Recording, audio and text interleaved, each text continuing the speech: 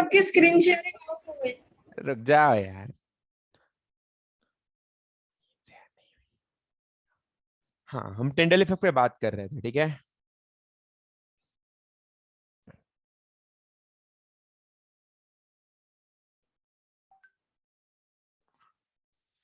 तो Tyndall effect में हमने कुछ आपको चीजें बता दी थी शायद। आई थिंक हमको लगता है खत्म ही बता दिया था, काफी कुछ खत्म बता हो दिया गया था। था सर। सर यार देखो थोड़ा सा और मैं चलो मैं बताता हूँ, एक बार एक्सपेरिमेंट बता देता हूँ।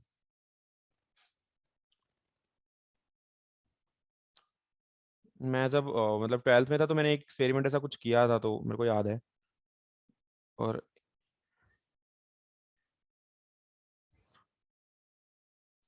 सर वो राइस वाला गम बढ़िया बना था सर, देखा मैंने बना के।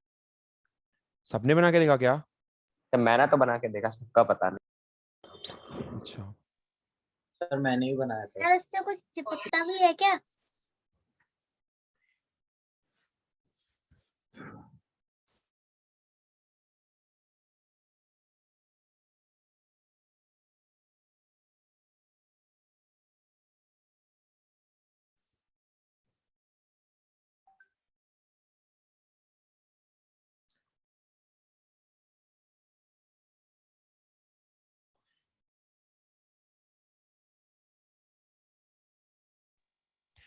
हमने तीनों में मान लो प्योर वाटर या डिस्टिल वाटर हमने लिया हुआ है, ठीक है। तो ये ए है, ये बी वाला है, और ये सी वाला है, हमने तीनों में लिया हुआ है।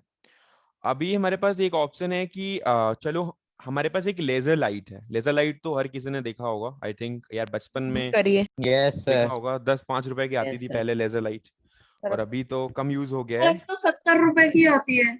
हाँ, मेरे टाइम में तो 10 रुपए की मैक्स मैक्स मिल जाती थी। तो लेजर लाइट होती है। तो लेजर लाइट में क्या होता है, ऐसे जब आप कहीं पे भी अब उसको पास करने की कोशिश करते हो, तो वो क्या करता है ऐसे मतलब ऐसे आप जैसे मतलब कि कहीं से भी आपने लेजर लाइट पे को डाला, तो ऐसा नहीं कि लेजर लाइट यहां से चलती है।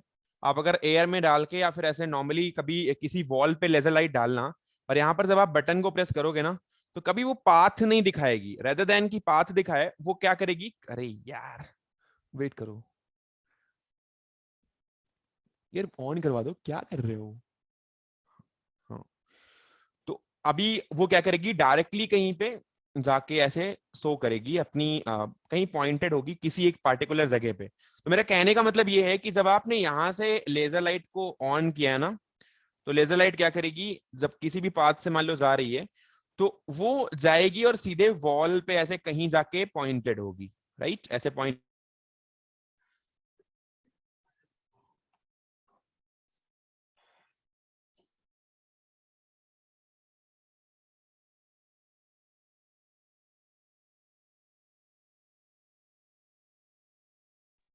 बेटा स्क्रीन विजिबल है ना? Yes yes sir. तो जब आप यहाँ पे कहीं एयर में डालते हो ना इसको, जब आप प्रेस करते हो अगर ऑन करते हो, तो ये क्या करती है, डायरेक्ट कहीं पे जाके सीधे पॉइंटेड होती है यहाँ पे। ऐसा होता है ना? कभी आप लेजर लाइट को देखो तो अगर सिंपली अगर आप कहीं भी मान लो आपके सामने वॉल है, तो आप देखो तो लेजर लाइट का पाथ दिखाई नहीं पड़ता है। ऐसे अगर आप सीधे एयर में डाल रहे हो तो वो दिखाई नहीं पड़ता कि इस पाथ से गई है, बल्कि वो क्या करती है, डायरेक्ट जाके कहीं पे एक जगह पॉइंटेड हो जाती है। मतलब सीधे वॉल पे वो दिखाई पड़ेगी कि वो देखो सामने लेजर लाइट दिखाई पड़ रही है। आप उसको घुमाओगे तो घूम जाएगी, वो पॉइंटेड रहेगी। आप ऊपर नीचे करोगे तो ऊपर नीचे भी हो जाएगा पॉइंट, लेकिन कभी भी पाथ उसका विजिबल नहीं होगा अगर आप प्योर एयर में अगर आप उसको डाल रहे हो, राइट। मतलब जो एयर हमारे आसपास है अगर आप उसमें डाल रहे हो तो कभी उसका पाथ आपको विजिबल नहीं होगा, जबकि वो सीधे सीधे पॉइंटेड होगी किसी एक सर पोजीशन पे। डार्कनेस में तो पाथ विजिबल हो अरे जाता रुको है यार, लेजर लाइट। जबरदस्ती की बात मत किया करो यार। जब बताने जा रहा हूं तो पता नहीं क्या कर रहे हो यार। मैं आपको बोल रहा हूँ ना कि सीधी सीधी जब जब एयर अकेले है तब की बात मैं कर रहा हूँ। मैं प्योर एयर बोल रहा हूँ ना कि प्योर एयर में आप कर रहे हो, तो डार्कनेस और अभी कोलाइडल सोल्यूशन की कंडीशन मेरे को पता है आता है तुम्हें, लेकिन 2 मिनट शांत रह सकते हो ना। जब आप पॉइंट करोगे तो आपको ये पाथ विजिबल नहीं होगा, रेदर देन आपको क्या करेगा, ये सीधे जाके कहीं ना कहीं पॉइंट करेगा। तो आप अगर वॉल पे अगर मूव भी कराओगे तो ये मूव भी होता रहेगा। आप ऊपर नीचे करोगे तो मूव भी हो जाएगा, यहाँ भी कहीं मूव हो जाएगा, कहीं यहाँ मूव हो जाएगा, कहीं यहाँ मूव हो जाएगा, लेकिन पाथ इसका विजिबल नहीं होगा।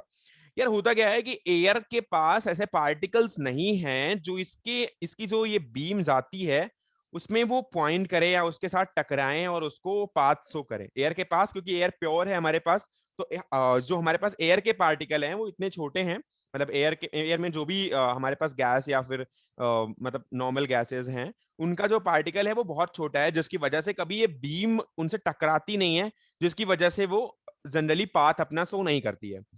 लेकिन अगर यही बात अगर आप क्या करो, अगर यहाँ पर थोड़ा सा धूल डाल दो, मतलब अगर आप यहीं पे कहीं अगर किसी कमरे में अगर धूल डाल दो या फिर कमरे को धूल से भर दो, या मान लो आप उसमें अगरबत्ती जला दो, स्मोक हो जाए, या फिर आप थोड़ा सा और चीजें भी कर सकते हो, जैसे मान लो चाक का पार्टिकल है, अब आपने चौक लिया और चौक के पार्टिकल्स को आपने पीसा और उसको आपने उड़ा दिया ऐसे फूक के, तो पूरे कमरे में ऐसे फैल गया, ठीक है, या फिर डस्ट फैल गई, या कुछ भी अगर है कमरे में, या स्मोक है, जैसे कि आप धुआं है वो तो ठीक है, जैसे अभी ठंडियों के महीने में जो कोहरा वगैरह पड़ता है, स्मोक वगैरह, तो जानते होगे ना, हर किसी ने देखा होगा कम से कम। Yes sir. तो हाँ, फोग वगैरह जो भी होता है उसमें स्मोक भी अगर मान लो निकल रहा होता है, आप कहीं पे जला वला के निकालते हो, तो वो कलेक्टेड रहता है, अगर उनमें से आप कहीं से भी अगर पास करवाओगे तो ये जो पाथ होगा ना उसके उसके अंदर से विजिबल होगा, राइट। तो उसके जो पार्टिकल होते हैं छोटे छोटे, उनके जो पार्टिकल होते हैं, जो भी स्मोक होता है या फिर जो फॉग होता है, उसमें जो छोटे छोटे पार्टिकल होते हैं उनसे वो बीम टकराती है, जिसकी वजह से हर एक पॉइंट ऑफ टाइम पे वो टकरा करके, हर एक पॉइंट ऑफ, क्योंकि उनके पार्टिकल इधर उधर मूव कर रहे हैं, तो हर एक पॉइंट ऑफ टाइम पे कोई ना कोई पार्टिकल उसको मिल रहा होता है, जिसकी वजह से हर एक लाइन में आप देखोगे ना, पूरी लाइन में कहीं ना कहीं कोई ना कोई पार्टिकल उसको रास्ते में जरूर मिलेगा, जिसकी वजह से वो बार बार टकराती है, और टकराने की वजह से उसका पूरा पूरा पाथ विजिबल हो जाता है। आई डोंट थिंक किसी को दिक्कत हुई होगी समझने में ये। No no sir, sir. No sir, कोई दिक्कत नहीं। तो वही चीज यहाँ पे भी होता है, अगर आप इस वाटर में अगर आप सीधे सीधे लेजर बीम को पास करो, इधर आप सीधे डिस्टिल वाटर है और आप इधर बीम को लगाओ और पास करो, तो आप देखोगे कि इस राइट साइड में आप देखने पर केवल आपको यहाँ पर पॉइंटेड ये नजर आएगा इस जगह पे, जबकि इसके वाटर के अंदर आप इसको कर भी सकते हो घर पे, कोई बहुत बड़ा प्रैक्टिकल नहीं है, और आप कभी आओगे तो मैं करवा के दिखा भी दूंगा। तो अगर आप इधर से पास करोगे तो ये कहीं पे इसका पाथ विजिबल नहीं होगा, जबकि ये कहीं पर दूसरी साइड देखने पर यहां पर कहीं स्पॉट करेगी, राइट। इसका पार्ट जो भी ये जो भी जा रही है इसकी बीम, ये कहीं पे एक जगह पे स्पॉट करेगी, आपको दूसरी साइड देखने में पता चलेगा। आप इस साइड से भी देखोगे तब भी आपको थोड़ा सा यहाँ पर दिखाई पड़ेगा कि हाँ वहां पर ये वाली लाइट स्पॉट कर रही है, तो बस केवल इतना पार्ट दिखाई पड़ता है। अब इसमें आप अगर, ये तो आपका सीधे सीधे प्योर वाटर है, राइट। दूसरा, आप इसमें क्या करो, 3-4 चम्मच शुगर डाल दो और आप इसका सोल्यूशन बना दो, राइट। अभी आपने इसका प्योर सोल्यूशन बनाया है और एक तरीके से आपने इसको मतलब मिला दिया है शुगर के पार्टिकल को, और वो वाटर में डिसॉल्व हो गया है। अब आप फिर से ये बीम रखो इधर पे, और आप देखोगे कि फिर से ये बीम जब आप डालोगे और आप इसको ऑन करोगे तो ये बीम फिर से यहीं पे आपको पॉइंट करती हुई नजर आएगी। शुगर के पार्टिकल इसमें कहीं भी टकराएंगे नहीं, क्योंकि जो शुगर के पार्टिकल हैं वो कहीं वाटर के अंदर या सॉल्वेंट के अंदर, सोल्यूट के पार्टिकल जहां पे सॉल्वेंट का स्पेस है उसके अंदर सोल्यूट के पार्टिकल बैठ गए हैं, और आराम से वो एकदम प्योर मतलब होमोजीनियसली वो एक तरीके से मिक्स है उसके अंदर, तो उसका पार्टिकल इसको अफेक्ट नहीं करेगा। जबकि अगर कोई ट्रैवलिंग पार्टिकल होगा या कोई रास्ते में आता था पार्टिकल होगा तो वो इसको जरूर अफेक्ट कर सकता है।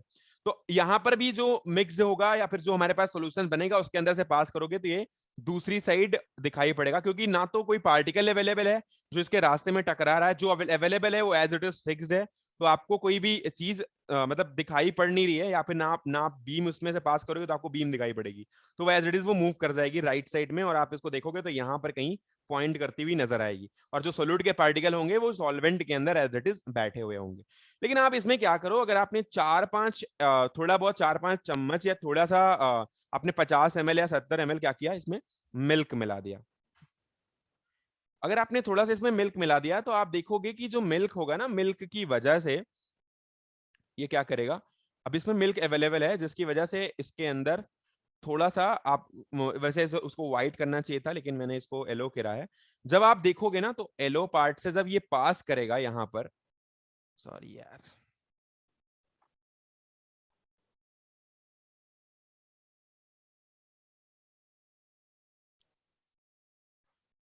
जब आप फिर से यहां पर बीम डालोगे तो बीम डालने की वजह से या फिर जो भी आपने लेजर ली हुई है, अभी जब यहां पर आप डालोगे ना इस साइड यहां पर कहीं पुट करके आपने इसको डाला अगर, तो ये क्या होगा, इसके अंदर से पास होती हुई नजर आएगी ऐसे, और सेकेंड साइड स्पॉट भी करेगी, ठीक है। अब स्कैटरिंग तो ठीक है, थोड़ी सी स्कैटरिंग होगी जो भी होगी, लेकिन वो स्कैटरिंग की वजह से ही आपको विजिबिलिटी नजर आ रही है उसके अंदर, ठीक है। थोड़ी सी स्कैटरिंग जरूर होगी और यहाँ पर ये विजिबल होगी, ठीक है। तो कोलाइडल सोल्यूशन होता है एक मिल्क का सोल्यूशन, उसके पार्टिकल छोटे छोटे होते हैं, उस पार्टिकल में टकराने की वजह से जब उसके अंदर से बीम पास कर रही होगी तो आपको ये सेकंड साइड विजिबिलिटी इसके पॉइंटेड पोजीशन पे तो विजिबिलिटी होगी ही होगी, बल्कि उसके अंदर से जब पास कर रही होगी तो अंदर भी उसकी विजिबिलिटी होगी और पूरा पाथ उसका दिखाई पड़ेगा, क्योंकि हर एक पॉइंट ऑफ टाइम पे इसके पास कोई ना कोई पार्टिकल मौजूद होगा इससे टकराने के लिए, राइट। और वो मूव कर रहा होगा, तो पार्टिकल इसके कहीं ना कहीं पूरी डायरेक्शन में मूव कर रहे होंगे, और थोड़े बड़े पार्टिकल भी होते हैं, इसकी वजह से ये चारों तरफ दौड़ रहे होंगे और इसके पास कहीं ना कहीं हर एक पॉइंट ऑफ टाइम पे इसके पाथ में या इसके डायरेक्शन जाने की डायरेक्शन में वो आ रहे होंगे। इसीलिए जब हम मिल्क का सॉल्यूशन ले लेंगे या मिल्क को मिला करके अगर मैं वाटर ले लूंगा तो वो एक कोलाइडल सोल्यूशन बोल सकते हैं उसको, कि वहां पे कोलाइडल सोल्यूशन का थोड़ा बहुत लक्षण हो जाएगा। आप जैसा मिल्क मिला रहे हो उतना आप डिपेंड करेगा कि कितना मिल्क आप मिला रहे हो, तो वहां पर आप देखोगे तो आपको थोड़ा सा विजिबिलिटी दिखाई पड़ेगी। अगर आप मिल्क ज्यादा मिलाओगे तो आपको ज्यादा विजिबिलिटी दिखाई पड़ेगी, आपको स्कैटरिंग भी ज्यादा होती हुई नजर आएगी, और कोई बहुत महंगा प्रैक्टिकल नहीं है, आप इसको घर पे भी कर सकते हो। तो ये हमारा है अभी सीन इसका टिंडल इफेक्ट का।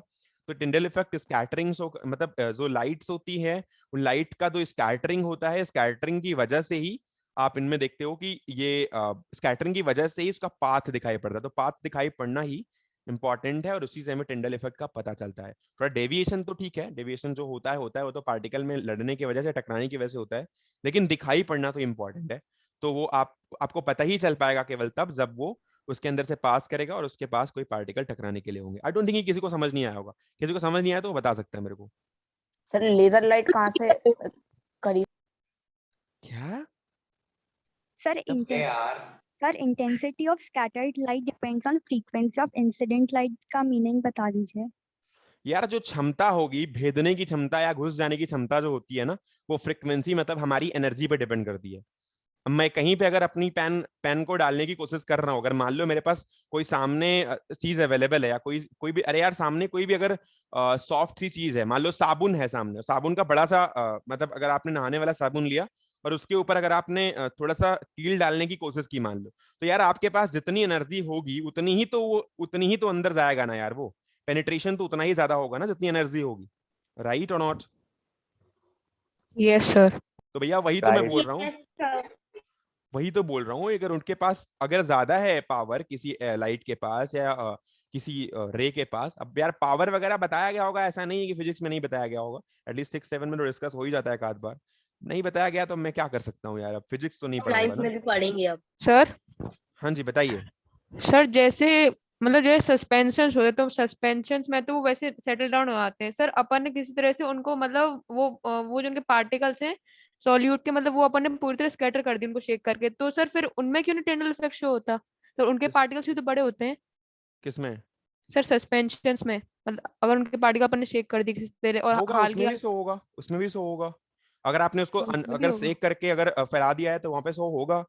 अब यार कोई हर पार्टिकल कोलाइडी पार्टिकल थोड़ी ना होता है। अब अगर आपने कोई धुआं भरा है या फिर अगर आपने एयर में अगर मान लो थोड़ा डस्ट का पार्टिकल मतलब थोड़ा बड़ा है, तो यार हर चीज कोलाइडल थोड़ी ना होती है, लेकिन फिर भी करता है ना, वो सो तो करता ही है अपना पाथ। अब वो टकराने लायक ना हो कि टकरा के वापस आए रिफ्लेक्ट करे, मतलब इतना भी ना हो कि वो पार्टिकल साइज बहुत बड़ा हो, लेकिन हाँ अगर आपने उसको सेक कर दिया और अगर आपने उसको जाने के लिए अगर मतलब दे दी जगह, तो वो ऑब्वियसली पास करते हुए आपको नजर आएगा। तो ये आपका हो गया टिंडल इफेक्ट। और टिंडल इफेक्ट में थोड़ी बहुत प्रॉपर्टीज भी देख लेना, एग्जांपल में हमने दे दिया है लास्ट में, इसमें 3-4 पॉइंट्स हैं, उसको आप देख लेना एक बार। मिल्क का भी शायद एक पॉइंट है, milk is a colloidal that contains globulus of fats and proteins। Ma'am से पूछ लेना। when the beam of the light is directed at a glass of the milk, the light is scattered। so this is the great example of Tyndall effect। ये भी Tyndall effect का example है। बाकी second and third आपको पढ़ने के लिए दे दिया, आप देख लेना एग्जाम्पल। हम बढ़ते हैं कोलाइडल सोल्यूशन के क्लासिफिकेशन की तरफ, राइट। तो क्लासिफिकेशन में हमें कुछ टाइप्स ऑफ क्लासिफिकेशंस पढ़ने हैं, जो मॉड्यूल में नहीं है, आप इसको लिख लेना सही से, क्योंकि अगर नहीं है तो आप जरूर लिख लेना। मैंने देखा था सर शायद है मॉड्यूल में। सर है मॉड्यूल में। अच्छा सर है। फिर तो ठीक है। तो classification of the colloidal solution पे हम बात करने जा रहे हैं अभी, तो कि क्लासिफाई कैसे करते हैं। यार समझ में आ रहा है ना, सरफेस केमिस्ट्री आपको बता रहा हूं मैं, ये सरफेस केमिस्ट्री का पार्ट है। क्लास 12th के और हर एक एग्जाम में, चाहे वो कॉम्पिटिटिव एग्जाम में जेई का एग्जाम हो, चाहे वो नीट का एग्जाम हो, हर एक एग्जाम में 1-2 क्वेश्चन मिलते हैं और बहुत सस्ते क्वेश्चन होते हैं जिनको खरीदना बहुत आसान है। मतलब आप इसको 2-4 बार अगर आपने स्टडी कर ली ना, अगर 2-4 बार रीडिंग भी लगा ली तो इसके क्वेश्चन कभी बच के नहीं जाते हैं। तो सरफेस केमिस्ट्री का यह पार्ट है और आप इसको देख लेना, क्योंकि कोलाइडल वगैरह जो हैं ये भी क्लास 12th में भी आते हैं, तो आप अच्छे से अभी से पढ़ के चलना। और जो आपको इन्फॉर्मेटिव जो नॉलेज देते हैं वो तो टॉपिक इंपॉर्टेंट है ही, खास करके वो टॉपिक ज्यादा इंपॉर्टेंट है जो आपको आगे चल के मिलने वाले हैं। क्योंकि आप अगर किसी चीज की प्रिपरेशन के लिए जाओगे तो और एटलीस्ट अगर आप अच्छा लेवल रखोगे तो अच्छा रहेगा।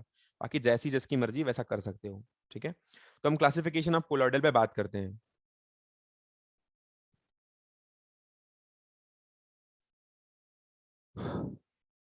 यार हमने आपको 2 चीजें बताई थी, एक था आपका डिस्पर्सिंग मीडियम,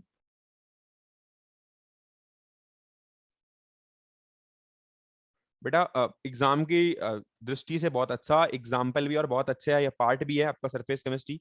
तो आप अच्छे से पढ़ना है, ऐसा नहीं कि आप थ्योरी में निपटा के छोड़ दो। अगर आपको कोई चीज मिल रही है तो ऑब्वियसली आपको सही से जानना चाहिए। और डिस्पर्सिंग मीडियम और दूसरा है डिस्पर्स्ड फेज।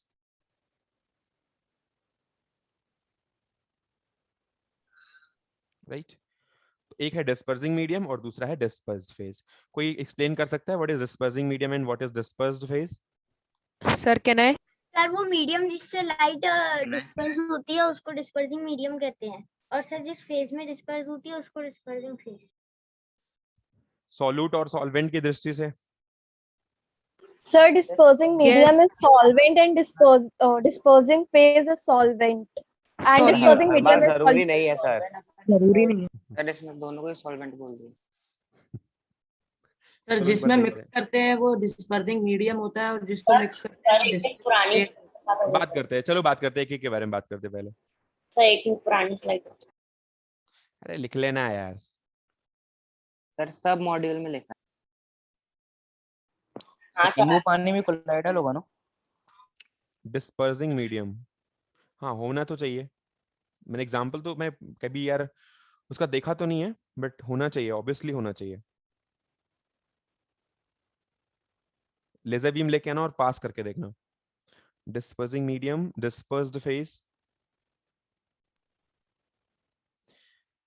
केमिस्ट्री पढ़ने के लिए खर्चा करना पड़ेगा क्या यार, ऐसे लिख लो, डिस्पर्स फेज, डिस्पर्सिंग मीडियम और टाइप और एग्जांपल। टेबल। टेबल बनानी है क्या इसकी? हाँ जी सर एनसीईआरटी में बनी हुई है। यार पढ़ाना तो पड़ेगा ना मेरे को। सॉलिड है, सॉलिड सॉलिड का अगर मिक्सअप हो, मतलब आप डिस्पर्सिंग फेज आप कोई से भी ले सकते हो। सॉलिड सॉलिड लिख लो, फिर सॉलिड लिख लो ताकि मैं सबका कर दूं। उसके बाद लिक्विड लिख लो, इसको याद करना, ऐसे ही याद करना इजी होता है। तो liquid liquid liquid, gas gas, इसमें सॉलिड सॉलिड का बना सकते हो, सॉलिड लिक्विड का बना सकते हो और सॉलिड गैस का बना सकते हो। उसके बाद लिक्विड सॉलिड का बना सकते हो, लिक्विड लिक्विड का बना सकते हो, लिक्विड गैस का बना सकते हो, गैस सॉलिड का बना सकते हो और गैस लिक्विड का बना। ऐसे लगना, याद हो जाएगा ये, ठीक है। ताकि आपने 3 बार पहले सॉलिड लिया, फिर आपने 3 बार लिक्विड लिया, फिर आपने 2 बार गैस लिया। गैस 2 बार इसलिए लिया क्योंकि गैस गैस का जनरली नहीं बनता है, क्योंकि वो इतना ज्यादा गैस के पार्टिकल्स बहुत ज्यादा छोटे हो जाते हैं फिर। बट कभी कभी कुछ एग्जांपल्स एक्सेप्शन मिल भी जाते हैं उनके लिए। तो गैस हमने इसलिए 2 बार लिया कि एक सॉलिड के साथ बना दूंगा, एक लिक्विड के साथ बना दूंगा, ठीक है। तो डिस्पर्सिंग फेज हमारे पास मान लो सॉलिड है और डिस्पर्सिंग मीडियम हमारे पास सॉलिड है। तो ऐसी कंडीशन में डिस्पर्सिंग मीडियम भी सॉलिड है और डिस्पर्स्ड फेज भी सॉलिड है। इसका मतलब क्या हुआ? सॉलिड सॉल होगा वो। नहीं वो तो ठीक है, वो तो ठीक है, लेकिन मतलब एक देसी मतलब बताओ यार। सॉलिड सॉल और सॉलिड सॉल एरोसॉल नहीं पूछ रहा मैं। सर वो पूरा तो सॉलिड होगा सर, तो हार्ड होगा। डिस्पर्स्ड फेज का मतलब सर डिस्पर्स मतलब जो चीज अपन मिलाते हैं। डिसॉल्व करते हैं, सर जो चीज मिला रहा है वो जो चीज अपन डिस्पर्सिंग मीडियम के अंदर डिसॉल्व करते हैं। हमने सॉलिड ही मिलाया है और सॉलिड ही में मिलाया है ना, मतलब सॉलिड और सॉलिड के बीच में ही हमने मिक्सचर बनाया है, सॉलिड को ही मिलाया और सॉलिड में ही मिलाया है, राइट। तो जैसे हम इसको वैसे बोलते तो हैं सॉलिड सॉल, इसका जो एग्जाम्पल है इसको सॉलिड सॉल बोलते हैं, और मैं नाम बता दूंगा एग्जाम्पल इसके, जैसे सॉलिड सॉल बोलते हैं इसको।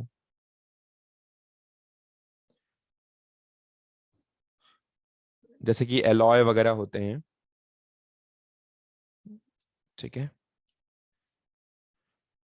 और सॉलिड लिक्विड के बीच में अगर बनाना हुआ तो सॉलिड और लिक्विड का मतलब क्या हुआ, लिक्विड अगर डिस्पर्सिंग मीडियम है और सॉलिड उसमें मिलाया गया है। आइस एंड और वाटर। लिक्विड के अंदर सॉलिड डिसॉल्व कर रहे हैं, मतलब जैसे शुगर का सॉल्यूशन। वाटर प्लस सॉल्ट, क्या? Salty water. सर शुगर ठीक है, सॉल्यूशन, सॉल्ट सॉल्यूशन। ठीक है, इसको बोलते हैं सॉलिड और लिक्विड को, डिस्पर्सिंग मीडियम आपका लिक्विड हो और डिस्पर्सिंग फेज आपका सॉलिड हो तो उसको बोलते हैं सॉल। और उसके बाद इस जैसे मतलब कि हमने आपने बताया डिस्पर्सिंग मीडियम, तो मीडियम से समझ में आया, गया डिस्पर्सिंग फेज में मतलब क्या? सर ये जो आप ऑर्डर लिख रहे हो सर, ये डिपेंड करता है ना सर, लिक्विड सॉलिड सोल बनाता है। लिक्विड सॉलिड, लिक्विड लिक्विड अगर, अच्छा सर आपने डिस्पर्स फेज पहले लिखा है सर, सॉरी सॉरी। नहीं नहीं ऐसा नहीं है कि नेम वगैरह, कभी कभी इसके नेम थोड़ा वेरिएशन भी ले आते हैं, मैं आपको बताऊंगा, एक बार आप पूरा देख लेना, फिर अगर कोई चीज मॉड्यूल से डिफरेंट हुआ है तो बता देना मेरे को। अब जैसे सॉलिड लिक्विड है, मैंने डिस्पर्स फेज पहले लिखा है, अब सॉलिड लिक्विड है और डिस्पर्स मीडियम बाद में लिखा है, तो सॉलिड और लिक्विड का जो सोल्यूशन होता है वो सॉल बनाता है। अब जैसे हमारा पेंट वगैरह हो गया, राइट, तो ये सब चीजें आती हैं उसमें। सॉलिड गैस का अगर मैं बनाऊं तो वो एरोसॉल बोलते हैं उसको। सर एक बार जल्दी से सब प्लीज डिस्पर्सिंग फेज और डिस्पर्सिंग मीडियम बता दो सर। क्या? सर एक बार जल्दी से प्लीज डिस्पर्सिंग फेज और डिस्पर्सिंग मीडियम बता दो। यार डिस्पर्सिंग मीडियम वो मीडियम है, मीडियम मतलब जो माध्यम है मिलाने का, मतलब जो हम यार तुम्हें, तुम्हारी स्टडी का माध्यम क्या है, तुम्हारा कोचिंग इंस्टीट्यूट और जो भी तुम्हारे टीचर है वो तुम्हें यहाँ पे ले आने के माध्यम है एक तरीके से, राइट। तो यहाँ पर जो चीजें हैं वो बड़ी हैं आपके लिए, मतलब वो आपसे अमाउंट में ज्यादा भी हैं एक तरीके से और आपसे बड़ी हैं, तो आपको लाने का माध्यम यहाँ पर आपका इंस्टीट्यूट और आपके टीचर्स ही है। लेकिन आप क्या हो, आप आते हो मतलब, तो मतलब आप एक तरीके से सोल्यूट की तरह से बिहेव कर सकते हो, या फिर आप कम हो हमसे, ये भी समझ सकते हो। तो आपको लाया गया है तो आप एक फेज भी कहला सकते हो कि हाँ आप डिस्पर्सिंग फेज हो और मैं डिस्पर्सिंग मीडियम हूँ।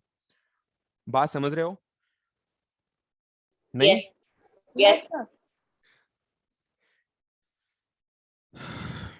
पेंट के टाइप में क्या लिखा है? क्या पेंट के टाइप में सॉल लिखा है? अरे सर हम पेंट के अलावा डिस्पर्सिंग मीडियम को ब्रिंगिंग और सॉल्यूट कह सकते हैं क्या? हाँ हाँ बिल्कुल कह सकते हैं। सर पेंट कैसे एग्जांपल हो सकता है सॉलिड और लिक्विड के सॉल्यूशन का? बेटा सॉलिड के पार्टिकल कल ही बताया था मैंने, जब इसके पहले क्लासेस थी, कि आपका पेंट है उसमें आप मिलाते हो कैल्शियम हाइड्रोक्साइड एंड कभी कभी कैल्शियम कार्बोनेट वगैरह, तो आप लिक्विड में ही तो मिलाते हो ना उसको। सॉलिड को सॉल्यूशन का शॉर्ट फॉर्म है ना? हाँ नहीं, सॉल एक नाम है भैया, ठीक है। सर सोल क्या होता है? सॉल इसको टाइप एक सॉल नाम दिया गया है, एक शॉर्ट नेम है, अगर आपको सॉल लिख के ही आएगा, अगर सॉलिड का है क्वेश्चन में, तो सॉल। क्वेश्चन में भी आएगा तो सॉल लिख के ही आएगा। अब कुछ लोग इसको ऐसे पढ़ते हैं कि सॉल को मतलब यसो पहला वर्ड इसका लिया, लिक्विड का पहला वर्ड लिया यल, तो सॉल बना दिया, लेकिन कभी कभी ये वेरिएशन के साथ आता है तो फिर दिक्कत हो जाती है। अब अभी यहाँ पर गैस और सॉलिड में इसको मान लो एयर लिया है, इसको मान लो सॉलिड लिया तो एरोसॉल बोल दिया इसको, तो ये उल्टा भी हो सकता है। ये इसमें चक्कर है मत पड़ना कि कौन पहले आता है कौन बाद में आता है, इसको तो एटलीस्ट याद करना ही पड़ेगा। पहली बार मैं बोल रहा हूँ आपको याद करना पड़ेगा, थोड़ी बहुत चीजें तो याद करनी ही पड़ेंगी यार, सॉरी यार इसके लिए। चलो आगे बढ़ते हैं। तो अभी हमारे पास पेंट वगैरह हो सकता है और भी एग्जांपल्स भी, जैसे इन्होंने बताया शुगर सॉल्यूशन वगैरह के बारे में। तो गैस में हमने अगर सॉलिड मिलाया है, गैस में अगर सॉलिड पार्टिकल, तो जैसे हम एक स्मोक का भी एग्जांपल ले सकते हैं, ठीक है। अब अगर मैं लिक्विड और सॉलिड की बात करूं, लिक्विड और लिक्विड हमारा डिस्पर्सिंग फेज है और सॉलिड हमारा डिस्पर्सिंग मीडियम है। तो हम जैसे जेल वगैरह, इसको हम जेल बोलते हैं पहली बात, तो इसका जो टाइप ही है वो जेल है। और जैसे जेली या फिर बटर वगैरह हमारा इसका एग्जाम्पल होता है, राइट। लिक्विड को अगर मैं लिक्विड में मिलाऊं तो इसको बोलते हैं इमल्सन, और इसके भी बहुत सारे एग्जाम्पल्स हैं। मिल्क। जैसे कि ऑयल प्लस वाटर ही ले लो, ऑयल प्लस वाटर का मिक्सचर हो गया, या फिर मिल्क प्लस वाटर। मिल्क ही हो गया, मिल्क भी तो ऐसा एग्जांपल है, खुद में भी Yes. मिल्क एक इमल्सन का एग्जांपल है। लिक्विड को अगर मैं गैस, सर इमल्शन पेंट भी आता है सर। तो इमल्सन पेंट आता तो इमल्सन पेंट का भी एग्जांपल लिख लो यार, इमल्सन पेंट एक अलग चीज है। मान लो सर इससे लिक्विड, रिलेटेड नहीं है वो। नहीं पेंट तो मैंने मतलब एक पेंट का मैंने एग्जांपल इसलिए दिया क्योंकि मैंने लास्ट क्लास में बताया था आपको पेंट, इसलिए मैंने बता दिया पेंट का एग्जांपल। सॉलिड में आपको मैंने क्योंकि वो चीज पढ़ाई हुई है तो यार मेरे को लगा याद रहेगा।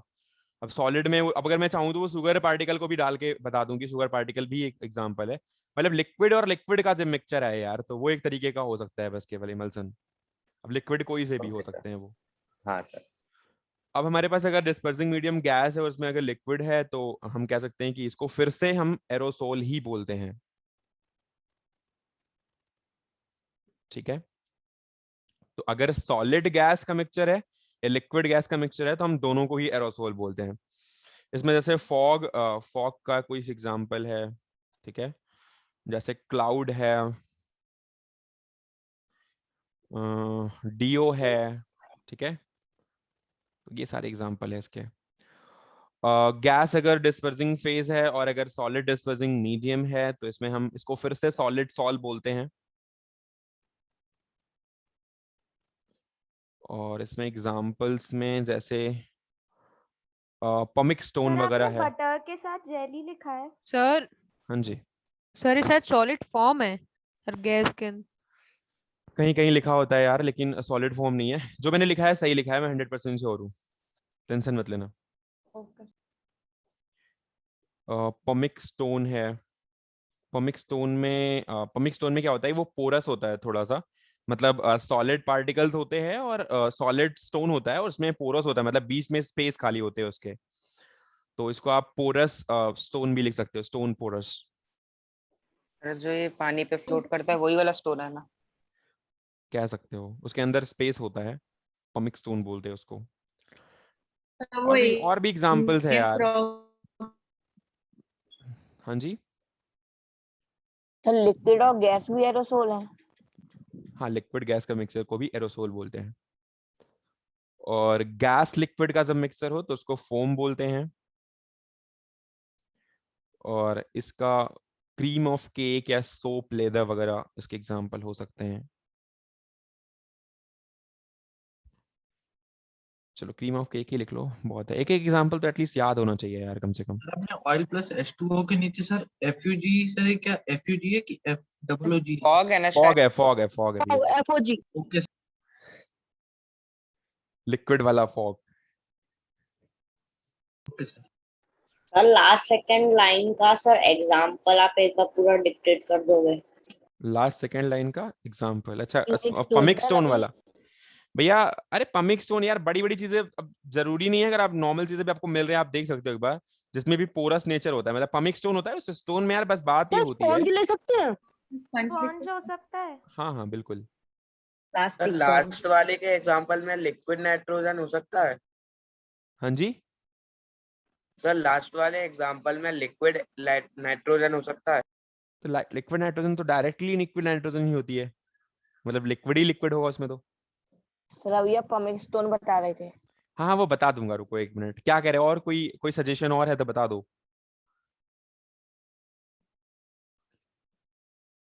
हाँ सोप सॉल्यूशन। नो सर आप कंटिन्यू सर सोप बबल्स हो सकते हैं। फोम सोप सॉल्यूशन किसमें? सर ड्राई आइस हो सकता फोम में सोप बबल्स।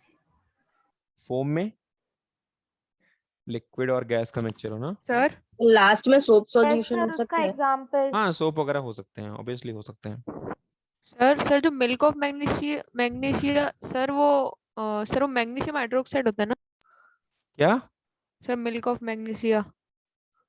हाँ हाँ, मैग्नीशियम कार्बोनेट वगैरह बनाता है वो। सर बुक में तो लिक्विड गैस तो एरोसोल लिखा है। कौन से बुक में लिखा है? सर सर आपने मॉड्यूल में। डिस्पर्सिंग फेज पहले लिखा और मीडियम बाद में। भैया कंफ्यूजन में मत आओ यार, डिस्पर्सिंग Yes, फेज sir. मैंने पहले लिखा है, डिस्पर्स मीडियम बाद में लिखा है, और आपको मैं एक बार देख लेता हूँ क्या है यार, बुक में, मैं मोबाइल में सर है उसमें मेरे। कंफ्यूज हो रहे हैं सर, वो उल्टा लिखा है ना इसलिए हाँ बार बार सर, कंफ्यूज हो रहे हैं। उसमें सर मॉड्यूल में डिस्पर्सिंग मीडियम पहले और फेज। सॉरी यार। तो ये आपके सर कुछ नहीं एग्जांपल समझ है, और गया। आप यहाँ पर एक चीज, एक बहुत इंपॉर्टेंट पॉइंट है वो जरूर लिखना कि अगर आपसे कोई पूछे कि ये क्लासिफिकेशन किस बेस पे किया गया है, क्या इतने ही कोलाइडल सोल्यूशन होते हैं, क्या इतने ही टाइप के कोलाइडल सोल्यूशन पाए जाते हैं, तो आपको बोलना है नहीं सर, ये जो आपने हमने जो अभी एग्जांपल दिए गए हैं या जो हमारे पास क्लासिफिकेशन है, ये टेबल जो दी गई है, ये क्लासिफिकेशन है कोलाइड का depending on the phase, right. तो आपको ये क्लासिफिकेशन ऑफ कोलाइड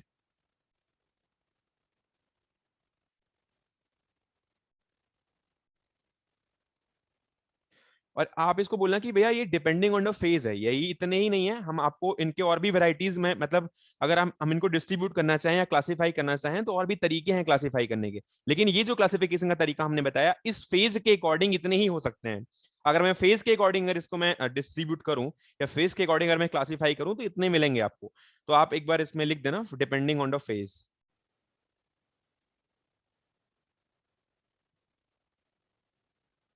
अब और भी तरीके हो सकते हैं क्लासिफाई करने, अगर फेस के तरीके से हमने क्लासिफाई करा है तो ऑब्वियसली कुछ और भी तरीके पॉसिबल हैं। जैसे एक क्लासिफाई का तरीका है इंट्रैक्शन का तरीका, classification. Sir depending on face था ना फर्स्ट का। हाँ जी, डिपेंडिंग ऑन इंटरैक्शन। ठीक है, तो एक इंट्रैक्शन का भी तरीका है। इंट्रैक्शन में दो टाइप पाए जाते हैं,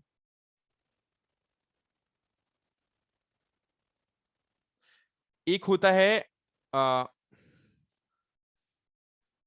लायोफिलिक और दूसरा होता है लियोफिलिक। ये नहीं, सॉरी, एक्चुअली शायद यार, हाँ एक लायोफिलिक था शायद, हाँ, और एक एक है लायोफोबिक।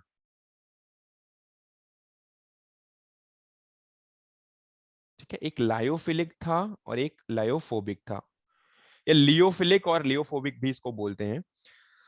तो लियोफिलिक और लियोफोबिक दो अलग अलग चीजें हैं, इनसे भी हम क्लासिफाई कर सकते हैं। पहले बात तो आपको बताता हूँ फोबिक और फिलिक का मतलब क्या होता है। Can anyone explain what is philic, what do you mean by philic? Sir philic means उससे नहीं डरना, फोबिक मींस डरना, यानी उससे दूर होना। बेटा केमिस्ट्री में बहुत कॉमन वर्ड है फिलिक, और अगर आप आगे बढ़ोगे तो आपको इलेक्ट्रोफिलिक, न्यूक्लियोफिलिक और बहुत सारी चीजें मिलेंगी जो फिलिक से रिलेटेड होंगी। तो आज के बाद जान लेना कि फिलिक का मतलब होता है लविंग। फिलिक का जो मीनिंग होता है वो होता है लविंग, और फोबिक का जो मतलब होता है वो मतलब एक तरीके से रिपेलिंग या फिर मतलब रिपेल, हाँ मतलब रिपेलिंग एक ही लिख सकते हैं। अट्रैक्टिंग है और एक रिपल्सिंग। इसको आप रिपेलिंग भी बोल सकते हो। तो आपका जो लियोफिलिक है वो लविंग है। यार राइटिंग समझ में नहीं आ रही है क्या? सर फियरिंग भी आ बोल रही है सकते हैं। सर, सर सही है। Sir can you show previous slide. हाँ सर, ये ग्रेफाइट वाली पेन मत चूज करो सर। ग्रेफाइट वाली? तो ये वो ग्रेफाइट आप अभी पेंसिल यूज कर रहे थे, वाली सर। वो ये सर, तो उसमें डॉट डॉट डॉट आते हैं।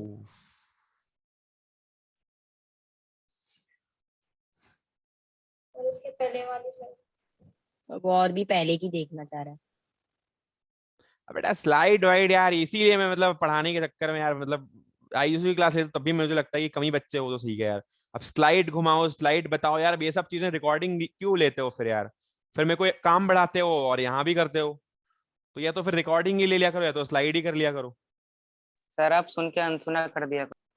अरे अब कर देंगे यार, तो 4 दिन में बोलने लगोगे हमें अनसुना कर दिया यार, फिर बाद में 4 जगह बताओगे कि सर एक फिर सर है बुरा भी अनसुना। लगता है। एक होता है लियोफिलिक और एक होता है लियोफोबिक।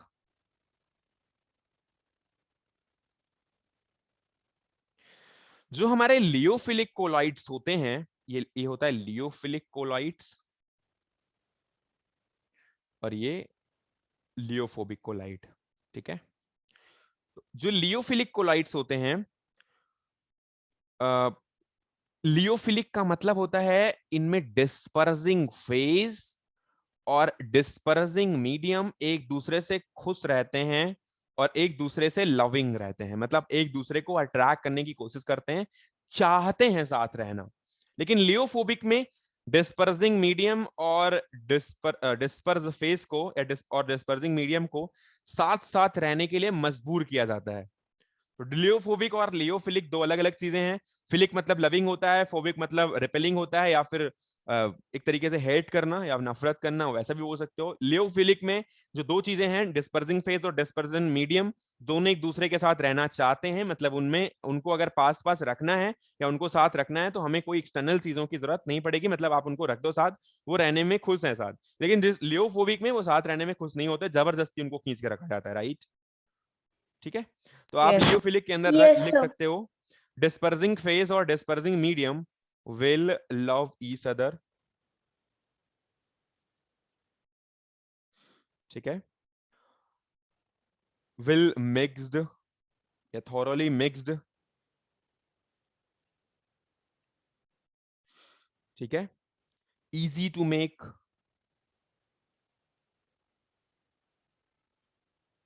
ठीक है, अगर इनको बनाया जा सकता है इजिली तो बिगाड़ा भी इजिली जा सकता है, इरिवर्सिबल भी होते हैं।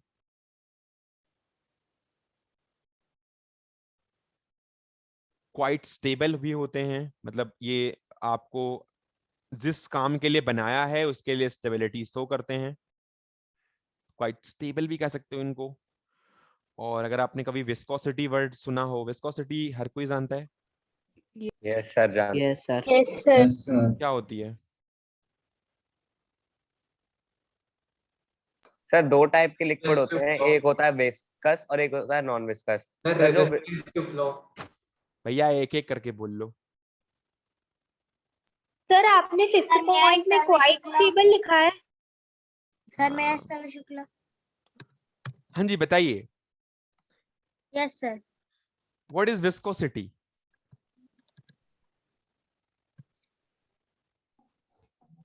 Sir hello. गया गूगल पे पढ़ना ही है। नहीं बेटा गूगल पे नहीं, ऐसे ऐसे बता दो यार। सर गूगल नहीं कर रहा। तो फिर सर, बताओ सर ना आप फिर। जस्ट अभी आपकी आवाज। सर विस्कोसिटी मतलब किसी भी चीज में वो क्या कहते हैं।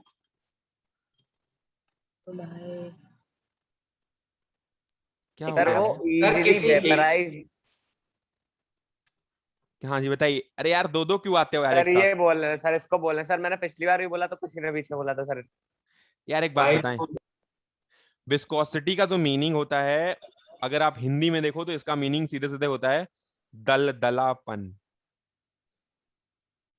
मतलब दलदल होना एक तरीके से, राइट। जो सर दलदल होता है। दलदलापन और गाढ़ापन एक ही होता सर है। Slippery type. नॉट स्लिपरी यार।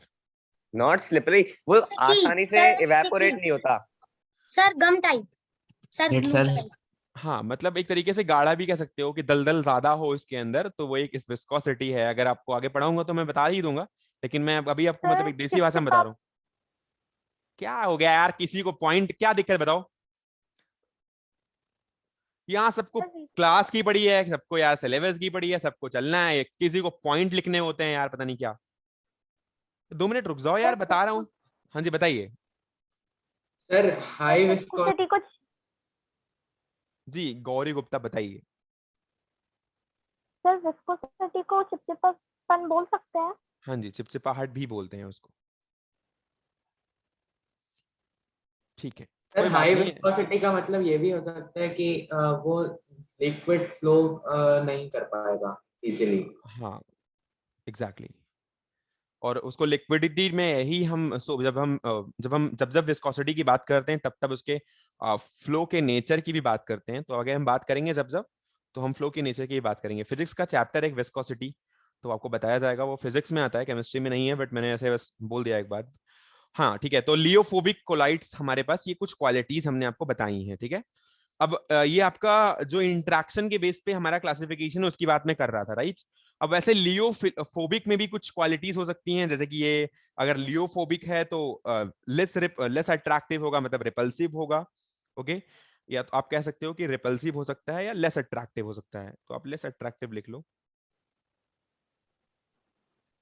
ठीक है, उसके बाद ये जो एक बार पहली बात तो है कि ये केमिकल रिएक्शन से बनते हैं बस केवल, मतलब आप इनको फोर्सफुली केमिकल रिएक्शन करवा सकते हो और वो केमिकल रिएक्शन से केवल बन सकते हैं, लियोफोबिक कोलॉइड्स जो होंगे।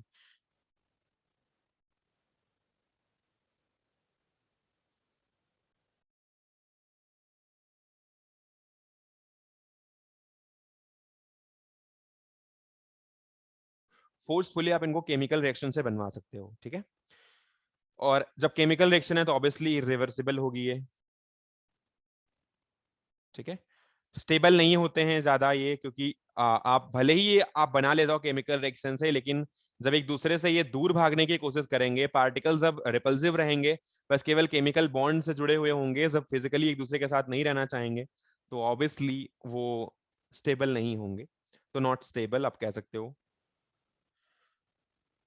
और विस्कोसिटी लगभग सेम ही रहती है, आप विस्कोसिटी हाई नहीं होती, जैसे हमारा कंपाउंड का विस्कोसिटी है वैसा ही रहता है, तो viscosity same as the compound. तो भैया ये जो हमारा दूसरा क्लासिफिकेशन मैंने बताया क्लोराइडल सॉल्यूशन का, ये बेस्ड ऑन द इंटरेक्शन है, ठीक है। Sir viscosity same as compound, इसका क्या मतलब हुआ? मतलब जैसे हमने जब हमने डिस्पर्सिंग फेज और डिस्पर्सिंग मीडियम लिया था, तो जो उनकी विस्कोसिटी थी वही विस्कोसिटी रह गई, समझ रहे हो, जैसे उनमें जैसे बहने बहने का प्रॉपर्टी था वैसा रह गया। लेकिन हमारा अगर वो लियोफिलिक होगा तो एक दूसरे से बॉन्ड बना लेंगे, जब पास पास होंगे, यार एक वाटर मॉलिक्यूल का बहना या मान लो 10 वाटर मॉलिक्यूल का बहना इजी है, या आप उसको 70-80 का गट्ठर बना दो तब बहना इजी है?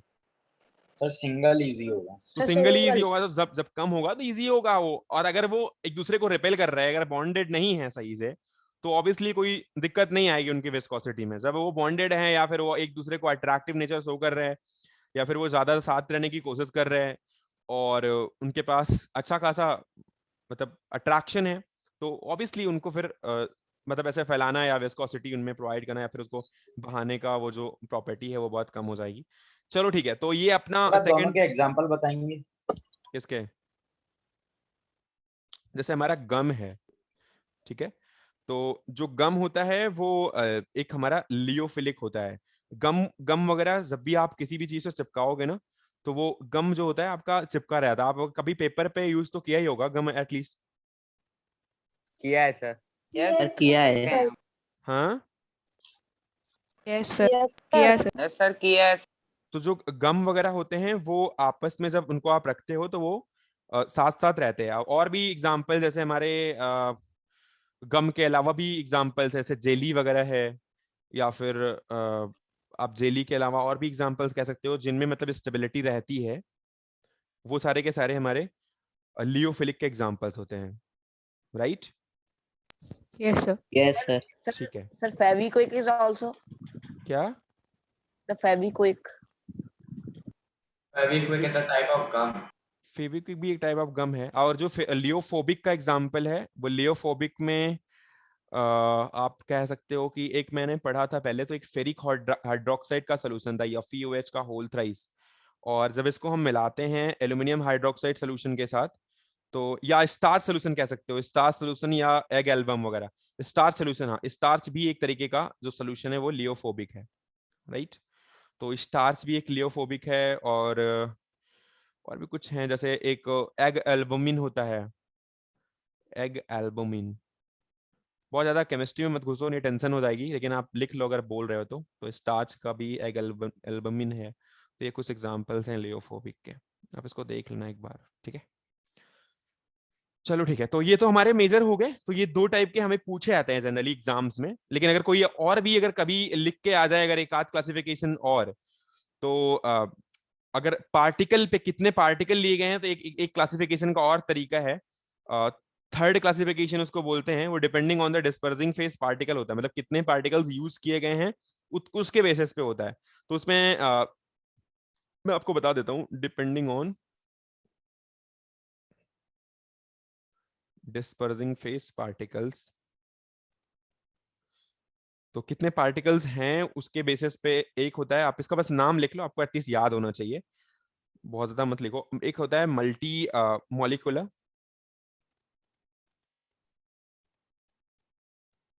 ठीक है, इसमें साइज तो छोटा होता है, लेकिन इनका जो पार्टिकल है वो काफी ज्यादा होते हैं, इनके साइज और साइज काफी छोटे होते हैं, बट इनके पार्टिकल्स नजदीक होते हैं और काफी ज्यादा नंबर ऑफ पार्टिकल्स होते हैं। दूसरा है एक मैक्रोमोलिकुलर भी होता है आपका, और एक एसोसिएटेड कोलाइड्स होता है। आप इनके नाम याद रखना बस, अगर कभी कोई पूछे तो, बाकी कोई दिक्कत नहीं है, आप जल्दी से लिख लो इसको बस। ठीक है, तो ये आपका कुछ कोलाइडल सॉल्यूशन के हमने बताए हैं कुछ एग्जांपल्स और कुछ इनके डिफरेंशिएशन के तरीके, तो आप इसको एक बार पढ़ लेना अपने अकॉर्डिंगली। बाकी आपकी जो शायद मैं एक बार देखता हूँ मॉड्यूल के अंदर, सर इनके बारे में भी सर एक एक लाइन बता दीजिए सर, मैक्रो और एसोसिएटेड के बारे में। मैक्रो में कम कम होते हैं, एसोसिएटेड यार पढ़ लेना, गूगल पे पढ़ लेना अगर जिसको बहुत ज्यादा इंटरेस्ट है, नहीं तो बस नाम लिख लो, नाम ही जरूरी है। एसोसिएटेड के नीचे क्या लिखा है? मल्टी मॉलिकुलर में मतलब मल्टी मॉलिकुलर मतलब होता है कि साइज इसके बहुत छोटे होते हैं। अरे एसोसिएटेड के नीचे लिखा है कोलाइड्स, और मल्टी मॉलिकुलर में मतलब साइज छोटा होगा, और ऑब्वियसली साइज छोटा होगा तो ज्यादा नंबर ऑफ पार्टिकल्स स्टिक होंगे एक दूसरे से, और वो मतलब मॉलिकुलर काफी ज्यादा होता है, मतलब मॉलिकुलरिटी बढ़ जाती है इसकी। और ऐसे बस बोल सकते हो इनको, मैक्रो मॉलिकुलर में भी पार्टिकल साइज वगैरह की बात करते हैं। अब देख लेना अगर किसी को जरूरत पड़ेगी तो, बाकी मेरे को नहीं लगता कि किसी को जरूरत है। बाकी हमारा एक जो एग्जाम्पल है, अभी आपके साइड में सीरीज देख रहा हूँ, ये आपके पास एक टेबल है, comparison of true solution, colloidal solution and suspension. So please open your module and page number 24। Yes sir, कर लिया। Yes sir, open. Yes sir. बेटा हेट्रोजीनियस, होमोजीनियस और मतलब हमने true solution, colloidal solution, suspension सब कुछ बताया है। यहाँ पर आपको बस प्रॉपर्टी और उसके बारे में पढ़ना है। तो पहली बात तो हमने अगर एक एक चीज देखनी है, तो ट्रू सॉल्यूशन आपको बताया है कि होमोजीनियस होता है, कोलाइडल सॉल्यूशन आप देख पा रहे हो ना कहाँ पे लिखा हुआ है भैया? कुछ बच्चे Yes, ऐसे भी sir. तो नहीं है जो Yes, मॉड्यूल ही नहीं खोज पा रहे? 24। क्या कोई बच्चे ऐसे तो नहीं जो मॉड्यूल ही नहीं खोज पा रहे यार? सर आपने जो अभी टेबल बताया ना सर, जैसे नो उसके सर, नीचे देख गया। उसके नीचे है, देख लेना एक बार।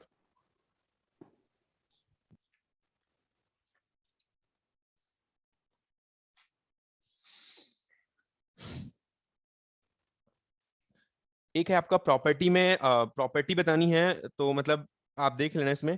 ट्रू सोल्यूशन जैसे नेचर है, तो ट्रू सोल्यूशन का नेचर होता है होमोजीनियस, और उसमें कोलाइडल सोल्यूशन में हेट्रोजीनियस होता है, बताया है। सस्पेंशन में हेट्रोजीनियस होता है। पार्टिकल साइज भी बताया है सबका। उसके बाद फिल्टरेबिलिटी बताई है आपको, passes through an ordinary filter paper as well as animal और वेजिटेबल मेम्ब्रेन्स। अब इसको पढ़ लेना एक बार, passes through ordinary filter paper but not through animal और वेजिटेबल मेम्ब्रेन्स। सस्पेंशन में do not pass through filter paper और एनिमल और वेजिटेबल मेम्ब्रेन्स, इजीली सेपरेट किया जा सकता है उनको फिल्टर पेपर से। विजिबिलिटी की बात की थी, particle size are completely invisible, और हेट्रोजीनियस में particle themselves are invisible but their presence can be detected by ultra microscope since they scattered light, और सस्पेंशन में particle visible to the naked eye और under a microscope. ठीक है, diffusion बताया था, rapidly diffuse होता है और डिफ्यूज स्लोली और डू नॉट डिफ्यूज। डिफ्यूजन मैंने पहले ही चैप्टर में पढ़ाया हुआ है। टिंडल इफेक्ट भी बताया हुआ है आपको, मैंने बताया। सस्पेंशन में मे बी सोन का हमने एग्जांपल भी दिया। किसी बच्चे ने एक बात कही थी हमसे कि सर अगर मैं पार्टिकल साइज छोटा ले लूँ तो हम क्या सस्पेंशन में टिंडल इफेक्ट तो हो जाएगा? तो मैंने उस वक्त बोला कि अगर पार्टिकल साइज छोटे होंगे मान लो, या फिर वो पास करने लायक होंगे, तो जैसे हमने कुछ एग्जांपल्स दिए थे कोऑर्डिनेट सॉल्यूशन से मिलते जुलते, तो उनमें वो सो भी कर सकता है उसका मतलब प्रॉपर्टी टिंडल इफेक्ट का। तो यहाँ पे आपको लिखा भी हुआ मे बी सोन, राइट? कोई समस्या है क्या यार? No sir. Sir no sir. हाँ जी बताइए। सर सर यहाँ लिखा है मतलब कोलाइडल सॉल्यूशन में appearance of solution generally clear and transparent, और सर ये मॉड्यूल में यहाँ लिखा था ट्रांसलूसेंट, तो सर वो ट्रांसपेरेंट होते हैं ट्रांसलूसेंट सर कोलाइडल? ट्रांसल्यूसेंट होते हैं सर, अपन ने कल भी देखा था, यस ट्रांसल्यूसेंट सर। होते हैं। सर जो कोलाइडल सॉल्यूशंस होते हैं वो ट्रांसपेरेंट होते हैं ट्रांसलूसेंट? ट्रांसलूसेंट होते हैं यार, लेकिन पास तो होने ही देते हैं एटलीस्ट। जनरली क्लियर, तो मतलब पूरे क्लियर नहीं होते सर, कुछ कुछ तो वो सर ट्रांसल्यूसेंट की कैटेगरी में तो सर आ ही सकते हैं ना। क्लियर होते तो अरे हैं यार। ट्रांसपेरेंट सर इतने भी क्लियर नहीं होते कि उनके आसपास आप पूरा देख सको, जैसे आप कोई भी एक ट्रू सॉल्यूशन। यार जनरली क्लियर तो होते हैं वैसे यार, मैं कैसे कह सकता हूँ नहीं। क्लियर तो वैसे होते हैं, क्योंकि अब जब मिल्क वगैरह हम डालते हैं तो वो क्लियर होते हैं थोड़े थोड़े। भाई तो सर थोड़ा ही थोड़ा क्लियर होता ऐसे वो ट्रांसलूसेंट ही बोलेंगे उससे। ठीक है, ट्रांसलूसेंट। तो आगे हमने कुछ एग्जांपल्स दिए हैं, एग्जांपल में देख लेना, क्वेश्चंस मैंने करवा दिए हैं। और उसके बाद सेपरेशन टेक्निक्स बतानी है इसमें। और आपका सेपरेशन टेक्निक तो एटलीस्ट आएगा ही पेपर में, मतलब पेपर आपका है शायद 1 तारीख को आपको पहुंच गया होगा शायद।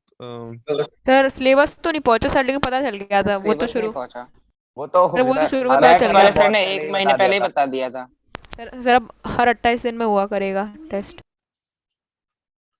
बेटा एक बात मैं आपको पहले बता दूं, एक एग्जाम आपका अगर आईजेएसओ का होगा तो ये बात ने मेरे को आके मत बोलना कि सर मेरे को नहीं दिया जा रहा है स्पेशल ट्रीटमेंट, मेरे को वहां पे नहीं बैठने दिया जा रहा है, या मेरे को 20, अगर बाद में डिसाइड होगा कि केवल 15 बच्चे आएंगे ऑफलाइन क्लासेस के लिए तो 15 ही आएंगे, तो उसमें ये ऐसा नहीं कि वो 16 हो जाएंगे, क्योंकि ऐसे फिर सबको बुलाना पड़ेगा। तो अगर मान लो एग्जाम होगा तो ये डिसाइड होगा एग्जाम के बेसिस पे ही। पहले मैं माइक म्यूट करता हूँ, सॉरी, रिकॉर्डिंग ऑफ करता हूँ, बताता हूँ मैं तुम्हें।